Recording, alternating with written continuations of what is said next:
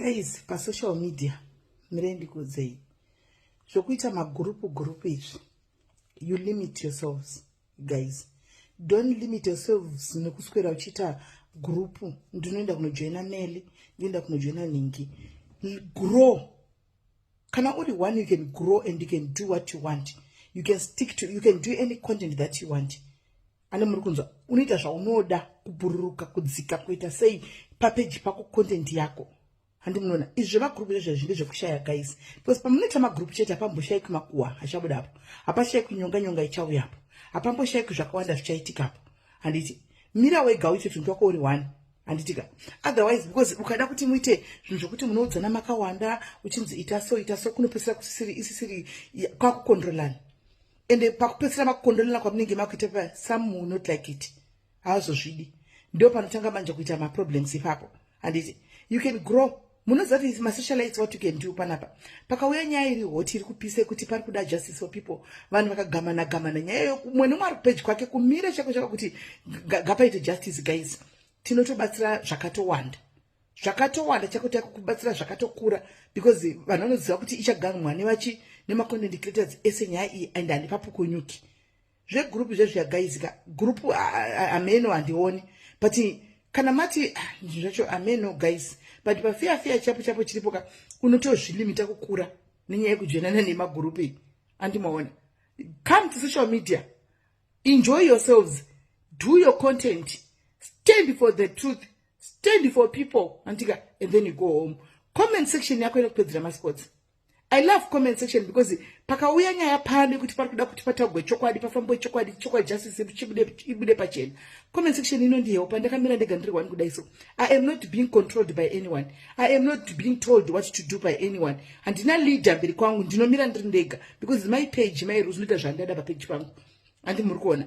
So yes, vanojoina avo munogona kujoina zvemagroup kana zvokujoina kuti ndinoda kufamba ndiri chakasodai but most of the times hazvina kwazvinoenda zvezviya ndochokwadi panongoita vanhu vakawanda chete panoita ende inopedzisira guys musisingasaiti chamakatangira inopedzisira mangoita bullying inenge angove bullying yegega munenge mangoita wakamira wega uri one even comment section kakugadzirisa handimaona kuti apa pamabhula muri kubhula vanhu you can sit down and introspect ozvigadzirisa but kana chakawanda because tinge chipanana pazvikona simbari kuti hapana zvitutongoramba takatodzvana takadai so inopesera ive bullying and no one will take you serious and ndokupwanyika kunoita kwatinoita ikokoko tinopesa tadona unodona chako usingazvioni kuti ndiri kudona uchifunga kuti ndikuriraka unogona kutodona handimaona so ingomhanya necontent yako munhu mbira panzvimbo uite content yako hakuna nokudzira zvokuita hakuna noita chekudai hakuna nda chekudai so handiti kuita gurupu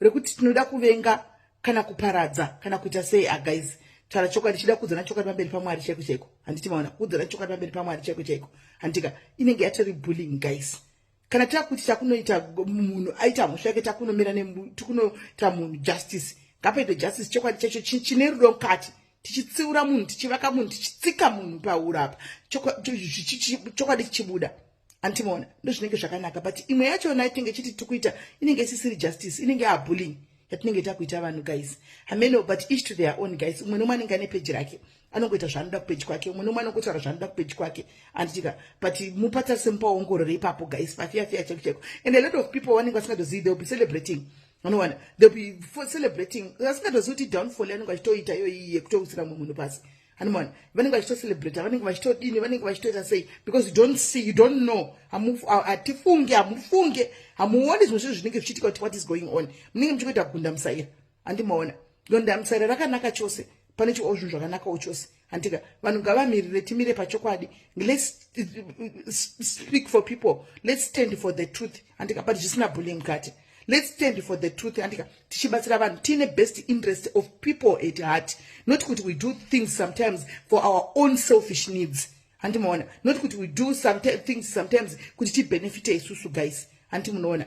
Kana tati tukumira pachokwadi pachena chaipo. Let's do it.